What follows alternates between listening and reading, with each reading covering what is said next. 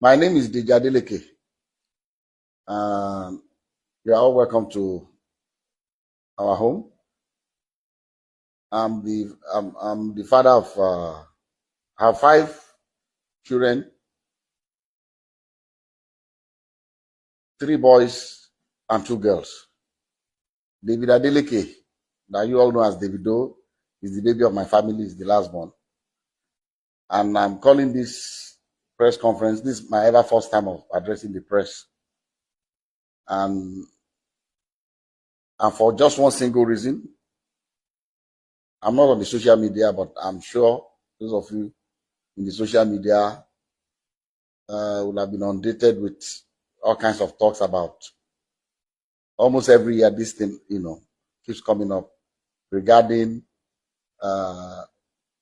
one little girl called Anulupo that lives in Ibadan. That Kemi has continually alleged that Kemi Olu lawyer has continually alleged that David is the father of the little girl. To start with, let me put it on record that I have 14 grandchildren. And I'll tell you the story about Anulupo and what has happened since I received a letter in 2014 from a lawyer in Ibadan alleging that my son David got somebody pregnant and abandoned the person with the child. And I'll tell you what the actions that I took immediately and what. But the reason why I call this press conference is for us to address. I'm not even sure if it's legal for someone to impersonate a minor. This Kemi Olu lawyer has been after my son David for many years. Everything she says about David is always negative, trying to put him in bad light, with the public. This that I'm about to read to you is what I received from the sister to Anu's mom that lives in Abuja. I'm not going to mention her name, but she's in communication with me. When this happened, she was the first, because I'm not in the social media. She saw the thing that was supposedly written by her niece, and then she sent this to me. Say, "Good afternoon, sir. So I hope your day is going well. I just saw this on a blog post. I just wanted to clarify that the account is not run by me, Ayo, or my mom. The account is run by Kemi Olu lawyer, whom we have cut ties with years ago. I really do not know why she keeps posting these things, knowing fully well that we are no longer in communication. We have reached out to her several times to stop posting anything about Anu. I'm sorry if this embarrasses your family in any way." And immediately I saw this, I called David. I said, "David, have you seen anything in the social media?" He said a lot of things, that this woman has started again. And I've always told David to ignore this woman, because someone that her own son, her own biological son, has come out to the general public to say that it disowns her, she's no more her mom, she's crazy, she's that. So if her own son can say that about her, why should we bother about what she says about David? That was why I've always told him, please just ignore her, and move on with your life. So when I received this, and on YouTube, I've seen all kinds of things people have been saying, and I just said, look, maybe this might be a good time for me, as head of my family, to say our own side of this story. Like I said, I have 14 grandchildren. So what will one more do? Is it that I will not be able to afford to do things for her, or bring her into my family. But there's science, DNA. If you say you are my granddaughter, and the science has proven that you are my granddaughter, I will gladly accept her. So let me tell you the story of how I got to know about Anu. I received him. This is the document. I received this in the mail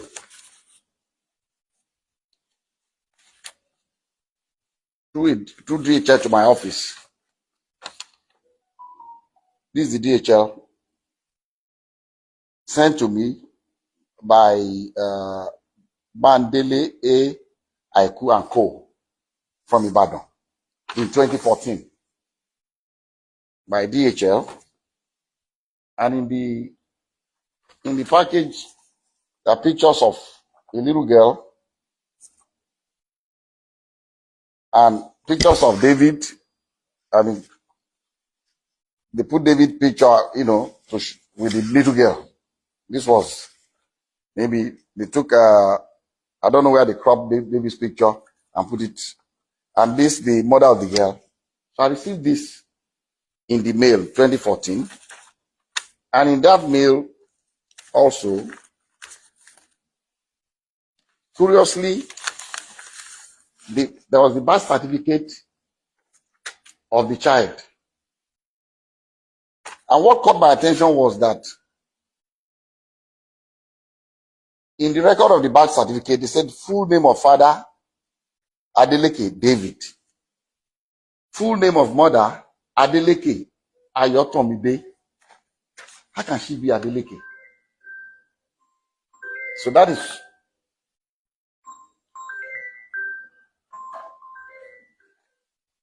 that caught my attention. And then also in that DHL package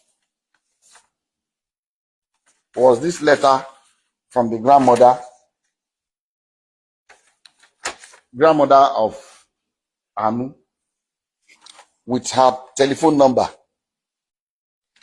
I'm going to still show everybody up close so you can see everything. And he wrote, "Dear sir, I know you and your family are in good health and your work is thriving well because the Lord has been good to you, so I do not expect otherwise. Sir, I'm a widow with 2 daughters. I lost my husband 13 years ago and have single-handedly raised both of them with the help of God, but still having been, but it has been very challenging. Early last year, my eldest daughter, Ayotomide, informed me that your son, David Adeleke, was responsible for her pregnancy. Their meeting occurred when your son came to Ibadan for a show. I sat with her as a mother to ask her about the father of the child, and she has confided in me so many times that your son is indeed the father of her child. She put to bed on November 19, 2013, and gave birth to a baby girl. So I'm not trying in any way to extort you, but to ask that your son steps up for paternity tests to confirm and take full responsibility of his daughter. I'm also not asking your son to marry her at all. Contained in this envelope are pictures of the baby and my daughter. Sir, I know you are a God-fearing man, and I plead with you for the sake of the pain that the widow goes through to raise our children, that you give me a quick and favorable response. Thank you, and God bless you."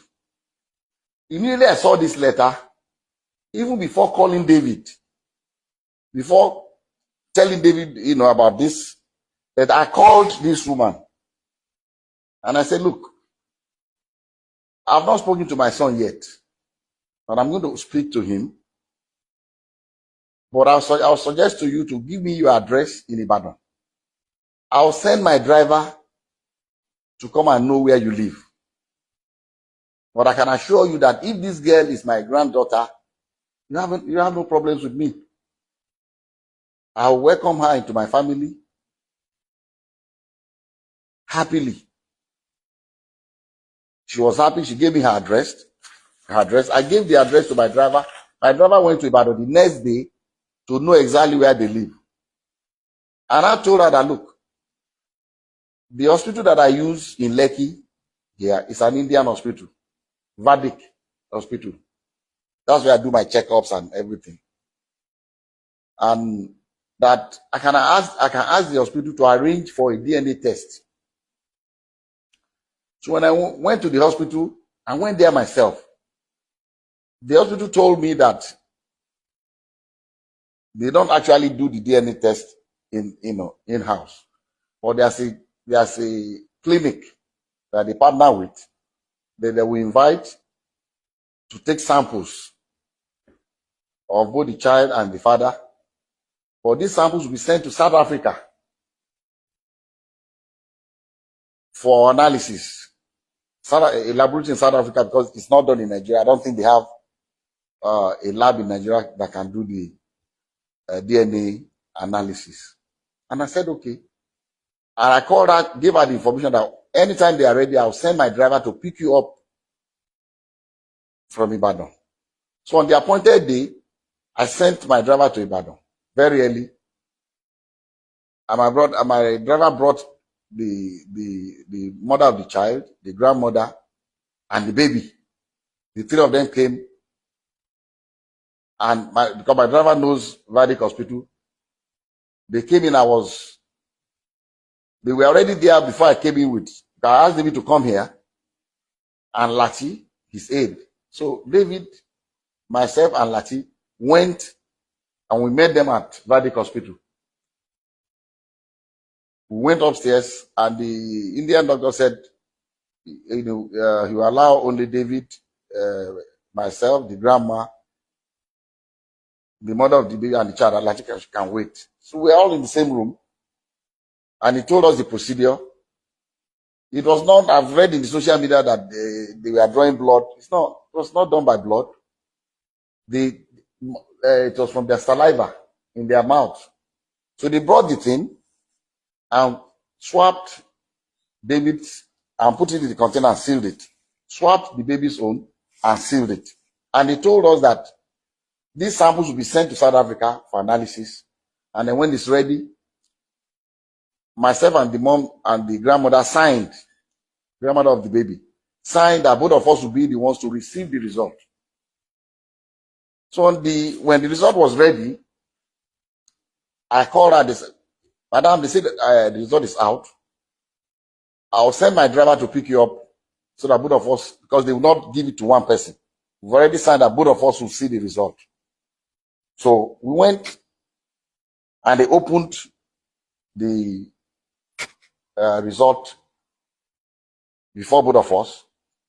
And, I'll read to you what, and I'm still going to show it to you.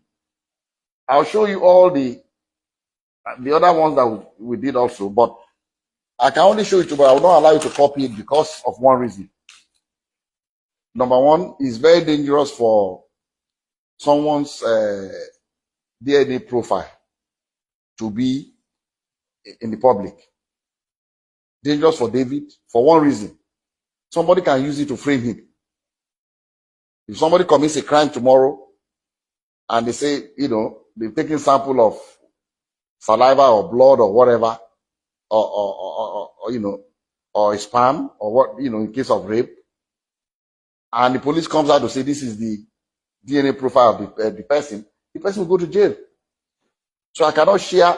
I'll let you see it, but I will not allow you to copy his DNA. The portion that shows the result without the DNA profile, I'll show you can copy that. And at the same time also, I cannot legally share with you the DNA profile of that innocent little girl, Anu, because she's a minor and I don't have the permission of her parents to share her DNA. So we have to be very careful. But anyway, I'll show you the result for you to just see. And so they opened this was the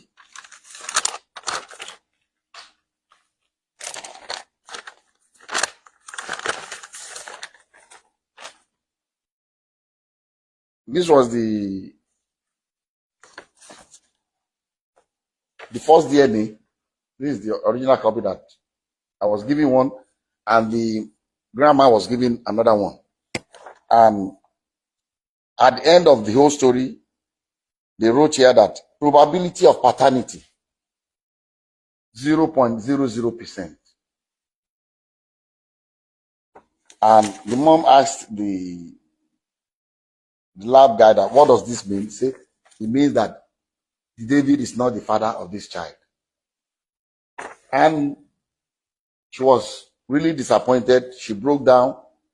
She was crying, the grandmother. And then, okay, I skipped a point. When we first got to Valley Hospital with David, and David saw the girl, David told, he said, Daddy, I've never seen this girl before. And what I told David, I said, look, I don't want to listen to you. Whether you've seen her before or not, all I want is this DNA test. I don't want to know the story. I don't know what happened. I don't want to know. As if this girl is our child, I'm taking her. That was settled. And David was, asked the girl, have you seen it? I said, stop, don't talk to her. So that would be, it's like you're harassing her. Don't. So the girl was very quiet. Girl, she didn't say anything. She kept quiet. So we went. So the mom was disappointed, was crying that the result was not what she expected. And I told her, I said, look, people can make mistakes. Maybe they made a mistake in the lab. Maybe there's something. What I would suggest to you is let us do 2 more tests. I'll advise that you please stay in Lagos for 1 week. I'll pay for your hotel. Since the baby is here, the mom is here, the 3 of you should stay. Find 2 more reputable places. I don't know where else. This is the only place I come that can do this DNA test in Nigeria. So that I can go there and do it before. So I give some money to my driver. Go and get the hotel. Make sure they are comfortable. Give them some money to keep. And if you want the driver to drive around, fine.